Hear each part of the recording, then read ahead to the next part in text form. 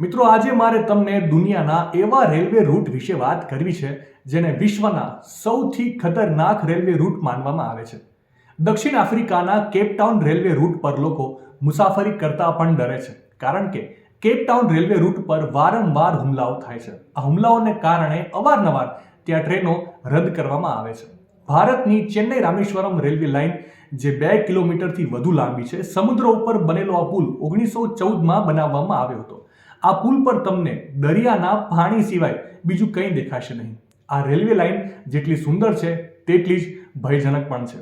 ઇન્ડોનેશિયાની રાજધાની જકાર્તા અને બાદુંગ વચ્ચેની ટ્રેન ખૂબ જ ઊંચા અને ખતરનાક પુલ પરથી પસાર થાય છે, જે તેને વધારે ભયાનક બનાવે છે. તેને આર્ગો ગેડે રેલવે કહેવામાં આવે છે. અને અંતમાં અલાસ્કા અને જાપાનના યુકોન બંદર સાથે જોડાતો વ્હાઇટ રેલવે રૂટ, જે 3000 ફીટની ઊંચાઈ પર છે, જે ખૂબ જ ભયાનક અનુભવ કરાવે છે. ઘણીવાર આ રેલવે રૂટ પર મુસાફરોના શ્વાસ પણ થંભી જાય છે.